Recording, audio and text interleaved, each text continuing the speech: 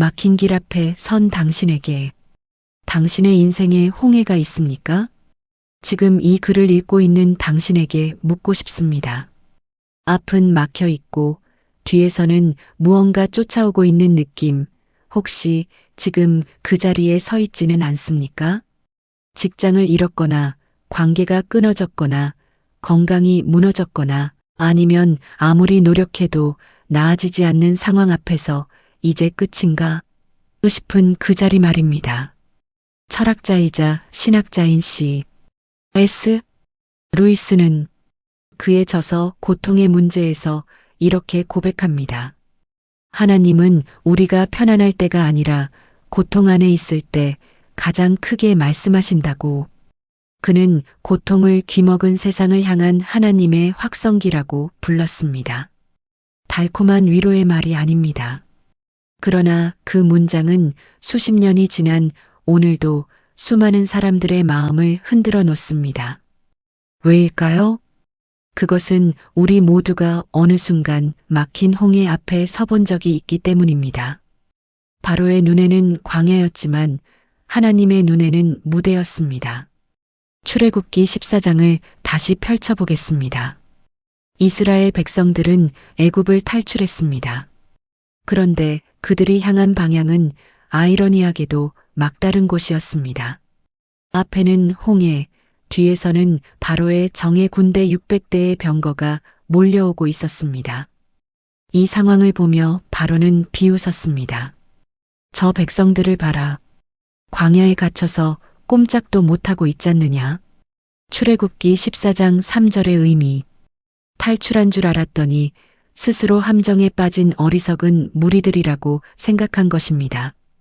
그런데 하나님은 전혀 다른 말씀을 하십니다. 내가 바로의 마음을 더욱 완고하게 하겠다. 그래서 그가 군대를 이끌고 이스라엘 백성을 뒤쫓아오게 하겠다. 그때 내가 바로와 그의 온 군대를 통해 내 영광을 나타낼 것이다. 그러면 마침내 애굽 사람들이 알게 될 것이다. 나 여호와가 하나님임을. 출애굽기 14장 4절의 의미. 이것이 핵심입니다.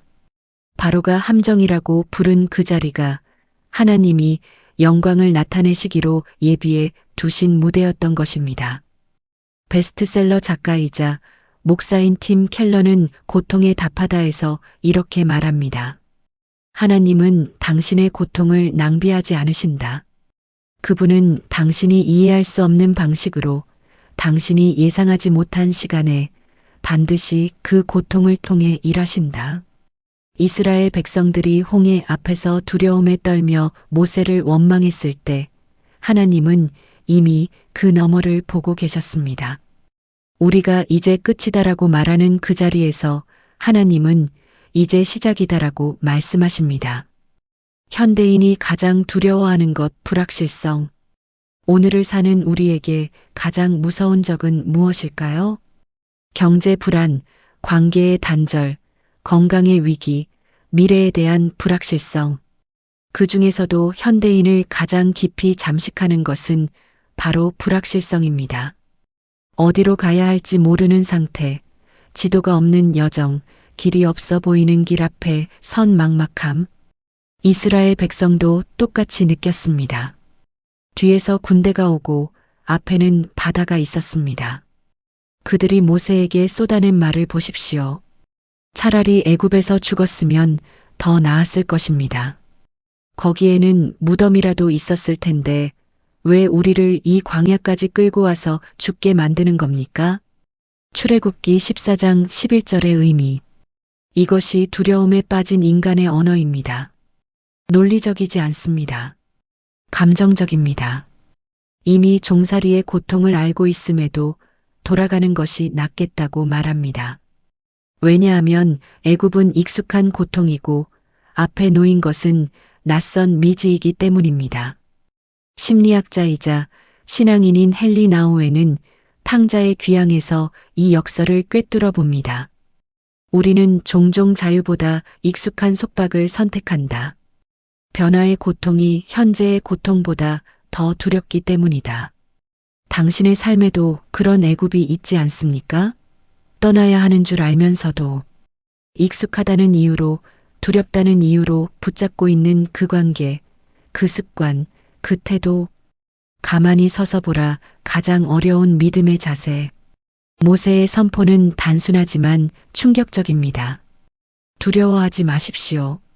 그냥 여기 서 있으십시오.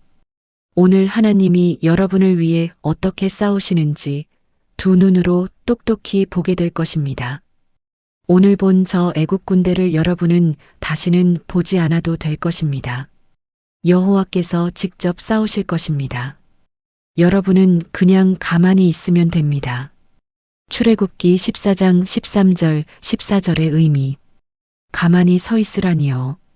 군대가 쫓아오는데, 바다가 막혀 있는데, 도망치거나 싸워야 하는 것 아닌가요? 그런데 이것이 하나님의 방식입니다.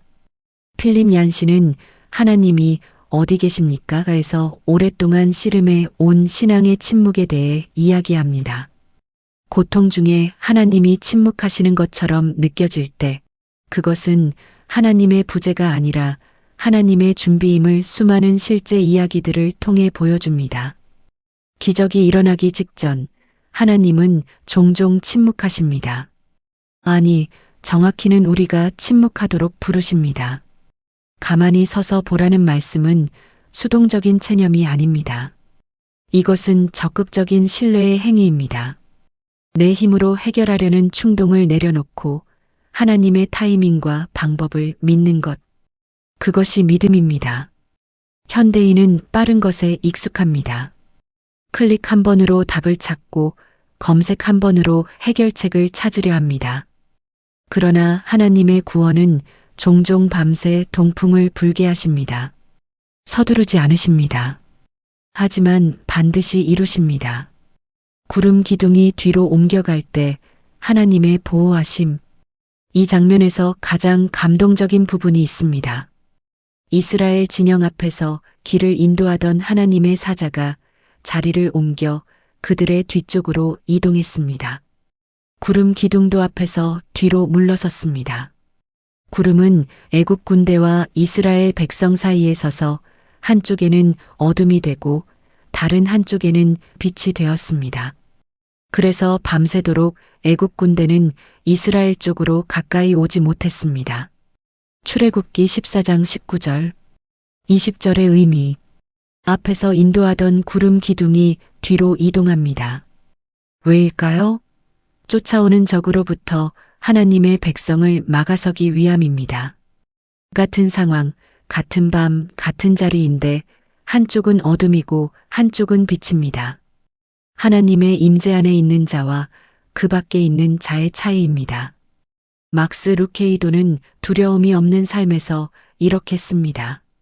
하나님은 당신이 들어가는 모든 계곡에 이미 와 계십니다. 두려움은 당신이 보는 것에서 오지만 믿음은 당신이 보지 못하는 곳에 하나님이 계심을 아는 데서 옵니다. 이스라엘 백성들은 구름 기둥이 뒤로 이동하는 것을 보았을 것입니다. 불안했을 수도 있습니다. 그러나 그 이동이 바로 하나님의 보호였습니다. 당신의 삶에서 하나님이 예상치 못한 방향으로 움직이시는 것처럼 느껴질 때 기억하십시오. 그 이동이 보호일 수 있습니다. 인도의 방향이 바뀐 것이 아니라 방어의 자리에 서신 것입니다. 동풍이 불어 홍해가 갈라지다 제3의 길. 이스라엘 앞에는 두 가지 선택지밖에 없어 보였습니다. 바다에 뛰어들거나 애굽으로 돌아가거나. 그러나 하나님은 제3의 길을 여셨습니다. 모세가 손을 바다 위로 내밀자 여호와께서 밤새도록 강한 동풍을 불게 하셨습니다. 바닷물이 갈라지고 바다 바닥이 드러나 마른 땅이 되었습니다. 이스라엘 백성은 그 마른 땅 위를 걸어서 바다를 건넜습니다. 물은 그들의 오른쪽과 왼쪽에서 벽처럼 서 있었습니다. 출애굽기 14장 21절, 22절의 의미. 아무도 생각하지 못한 방법으로, 아무도 예상하지 못한 시간에. 이것이 하나님의 창의성입니다. 한국의 크리스천 지성인 이어령 선생은 생애 말년 그에 져서 생명이 자본이다 해서 이렇게 고백했습니다. 인간의 이성이 막다른 벽 앞에 섰을 때 그 벽을 넘는 것은 논리가 아니라 생명력이라고. 그 생명력의 근원이 하나님께 있음을 자신은 너무 늦게 알았다고. 그는 죽음을 목전에 두고서야 깨달은 그 진리를 담담하게 그러나 뜨겁게 전했습니다. 당신이 지금 보고 있는 두 가지 선택지가 전부가 아닙니다. 하나님은 당신이 아직 상상하지 못한 제3의 길을 갖고 계십니다. 최선과 차선이 아닌 오직 하나님만이 내실 수 있는 그 길을.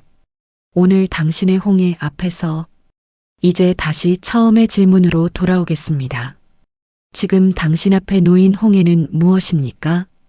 회복되지 않는 건강, 끝나지 않는 경제적 어려움, 오래된 상처와 단절된 관계, 반복되는 실패 앞에서 꺾여버린 꿈, 혹은 아무도 알아주지 않는 외로움, 번아웃된 일상, 의미를 잃어버린 하루들. 하나님은 그 자리에서 지금도 말씀하십니다. 보아라. 내가 이제 새로운 일을 시작하려 한다. 그 일이 이미 시작되고 있는데 너희는 보이지 않느냐? 내가 반드시 광야에 길을 내고 사막 한가운데 강을 흐르게 하겠다. 이사야 43장 19절의 의미. 세상은 당신에게 최적의 선택을 하라고 말합니다. 스펙을 쌓고 네트워크를 늘리고 리스크를 최소화하는 넓은 길로 가라고 말합니다. 그러나 예수님은 전혀 다른 방향을 가리키셨습니다. 좁은 문으로 들어가십시오. 멸망으로 이어지는 문은 크고 그 길은 넓어서 많은 사람들이 그리로 들어갑니다. 그러나 생명으로 이어지는 문은 좁고 그 길은 험해서 그 길을 찾는 사람이 많지 않습니다. 마태복음 7장 13절, 14절의 의미. 그 길은 세상의 눈에 막힌 길처럼 보입니다. 손해보는 길처럼 보입니다. 그러나 그 길 위에 구름 기둥과 불기둥이 있습니다. 그 길 위에 동풍이 붑니다. 그 길 위에서 바다가 갈라집니다. 당신의 인생 방향을 다시 잡으십시오. 팀 켈러는 이런 말을 남겼습니다. 당신이 두려워하는 것이 당신이 예배하는 것이다. 이스라엘 백성들이 하나님보다 바로의 군대를 더 두려워했을 때 그들은 절망했습니다. 그러나 하나님의 말씀을 붙잡고 가만히 서서 하나님을 바라봤을 때 바다가 갈라졌습니다. 당신의 인생에서 지금 가장 많은 자리를 차지하고 있는 두려움은 무엇입니까? 그 두려움 앞에 굴복하여 이미 알고 있는 애굽으로 돌아가겠습니까? 아니면 한 번도 가보지 못한 길이지만 하나님의 말씀을 손에 쥐고 발을 내딛겠습니까? 하나님은 당신을 함정으로 이끌지 않으십니다. 그분은 당신을 무대로 이끄십니다. 당신의 연약함이 그분의 영광이 드러나는 자리가 되도록. 많은 이들이 찾지 않는다 하여 포기하지 마십시오. 찾는 이가 적다 하여 돌아서지 마십시오. 동풍을 불어 홍해를 가르시는 그 하나님이 오늘도 당신 앞에 새 길을 내고 계십니다. 가만히 서서 보십시오. 당신을 위하여 싸우시는 하나님을. 여호와께서 여러분을 위해 싸우실 것입니다. 여러분은 그냥 가만히 있으면 됩니다. 출애굽기 14장 14절.